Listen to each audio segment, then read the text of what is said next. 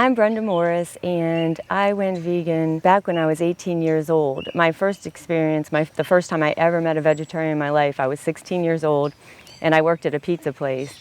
And one of my coworkers mentioned casually that she didn't eat meat, and unfortunately she was a little bit snobbish about it. And I said, "You can live without eating animals?" And she said, "Yes, it's quite easy." So I went home that day and told my mom that I wanted to stop eating animals, and my sister, who was only 14 at the time, joined me.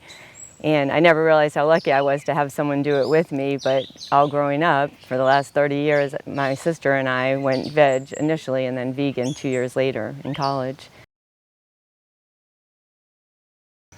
So because I've been vegetarian and vegan for so long, I never appreciated the health benefits of it because when you're 16 years old, you don't have all the bad things happening anyhow. So it wasn't until I became older, and I have never been sick in my adult life, and I can't ever attribute that to veganism because perhaps that would have been the case otherwise, which I'll never know. But I always feel good, and that's one of the reasons I was happy to share in this project, because I want other people to feel as good as I have. So I love sharing with others the benefits of veganism, because not only are you aligning your values with your lifestyle, but in that interim, you also become potentially healthier and happier. Personally, I feel that having a mission in life, whatever your mission is, makes everything easier. And for me, veganism has been my mission for my entire life.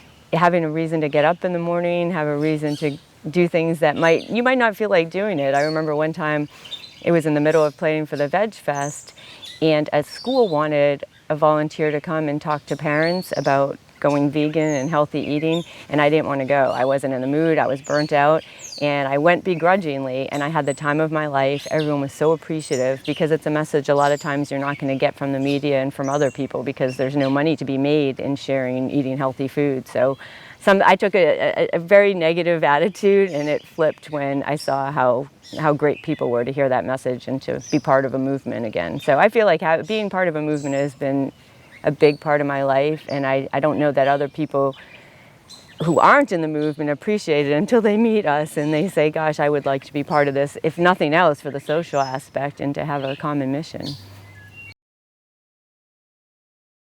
I think it's important that people acknowledge that their actions do have an impact on others.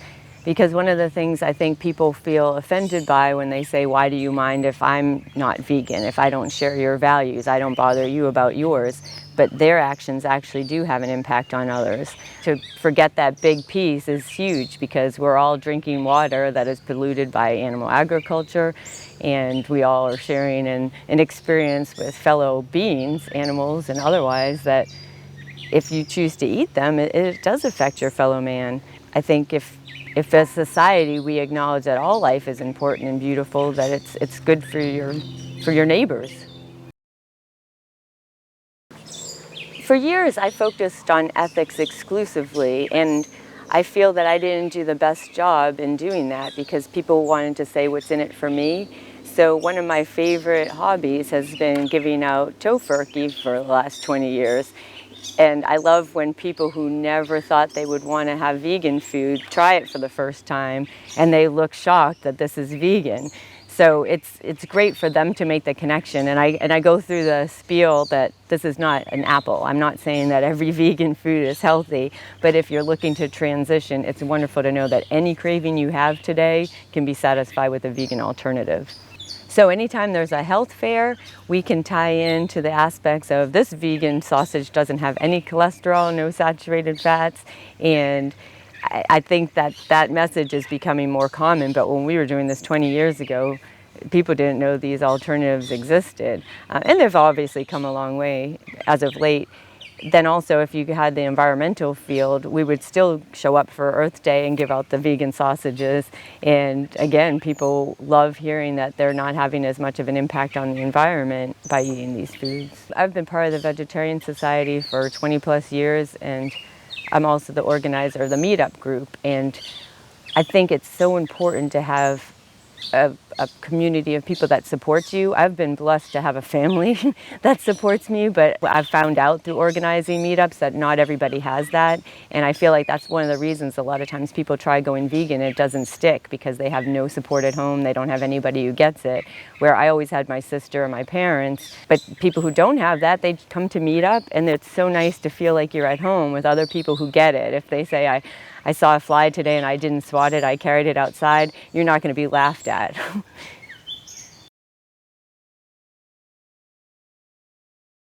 I haven't had challenges in being vegan, but again, I'm one of those people that likes challenges, so perhaps that which would be considered a challenge, I didn't even notice it. I like, it's easier to navigate now, but even when we didn't, I liked trying to find something. I used to work for a big financial firm, and they would take us to steak dinners, and they were always surprised when I would show up. And they said, oh, there's nothing here for you. And I said, no, the chef will find something. And going out, and I remember most of the time they would come up with a pasta dish, but one steakhouse, they didn't know what to give me, so came out with a big plate of broccoli. And I love broccoli, so it wasn't much of a challenge, but that's hard for me. I don't feel like there's been any challenge. My family has been supportive. My dad used to tease me if he ever said you were cold. He would say, you're not getting enough meat, but it was in a loving way. My family has volunteered at the VegFest with me for the last 17, 18 years, and my friends always say, you're so lucky. I never realized until I see how other families aren't always supportive. My dad, he was 70 years old going through chemo, and he still stood with me giving out vegan literature. And one event, we were giving out sausages, and he knew I was going to be disappointed if we went home with any sausages because I wanted to give them all out. And the event was ending, and he took the plate and walked to every single vendor and to make sure that we went home with no sausages. And vendors who were getting ready to pack up for the day, they hadn't had food all day, so they were grateful to him. And my mom always does the children's activities. My sisters does the children's activities at the VegFest. So everyone in my family has really got on board. My brother still teases us, but you're always going to have the one person in the family who teases. But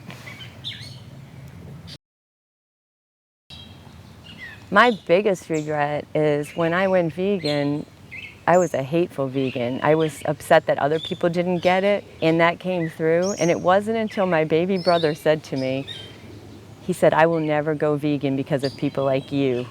And that was a dagger in my heart. And he changed me. And when I tell him that he said that, he doesn't even remember saying this. It was so long ago, but I needed to hear it because I wasn't showing the positivity. I was focusing on the negative. Why aren't you vegan? Why don't you care about animal suffering? And because of him and those words that were a dagger in my heart, I changed. And since then, I've been a happier person. But being an angry vegan doesn't convert people. It does just the opposite.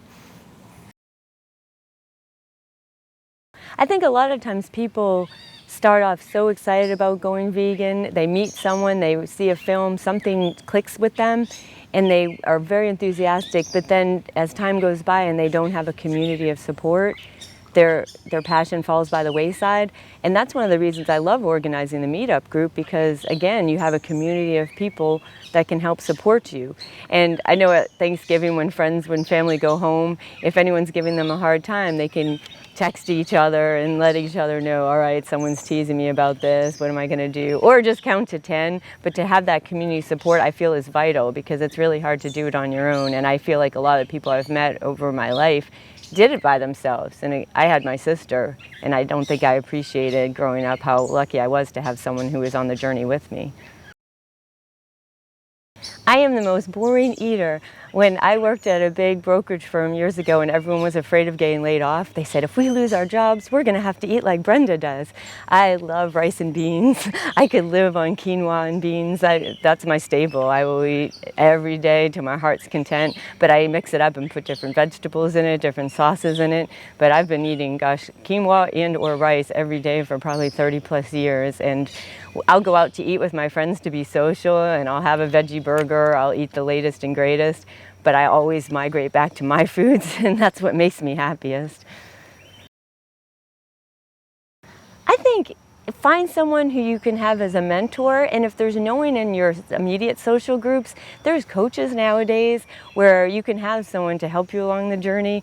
That's a lot better than I am. I feel like I've been a bad coach and mentor. I'm better with groups, but if someone wants that one-on-one, Google vegan mentor, vegan coaches, and again, join your meetup. Whenever I travel, I look up the vegan meetup, and I've met the most amazing people all over the country just going out to dinner with them. One time I was in Kentucky, and I didn't know that Kentucky had vegan food, which sounds ignorant, I admit that now. But they were such a vegan-friendly town that the whole 6 weeks I was staying there, the meetup group took us to a different vegan restaurant because I was in town and they wanted to show me what Louisville had to offer. So I would say find others who are on the same page, and it makes it a lot easier and fun. I love reading, and one of the books that I read recently that I absolutely loved was Clean Meat by Paul Shapiro, and I thought, why do I need to read this? I already know everything in here. It was so inspiring, and if you're having a tough day as an activist and you feel like, oh, this is never going to happen, you read that book and you're so inspired that we are on the brink of change. So that, and also Game Changers. I am awful about watching documentaries. I feel like, oh, I already know all this, but Game Changers I think was a great movie to show people how easy it is and how you can actually feel better going vegan. It was inspiring. So I love being part of the chili cook-off. It's this huge event in Richmond where people come from all over to eat chili, drink beer, and we used to joke that it's the one event where we're going into enemy territory because most of the people there, you could say with a high degree of certainty, never try vegan food. So I would give out vegan chili all day, and it was funny because the more people drank, the more receptive they came to it. And one year I was working in Germany and I had to fly home for one night to get to the event, but I thought it was so important to do it. And you see people's faces, and people who normally wouldn't come up to the table came up, and Veg Fund said in order to fund the event that you had to give out literature. And I said, I don't want to waste literature. These people are going to throw it out.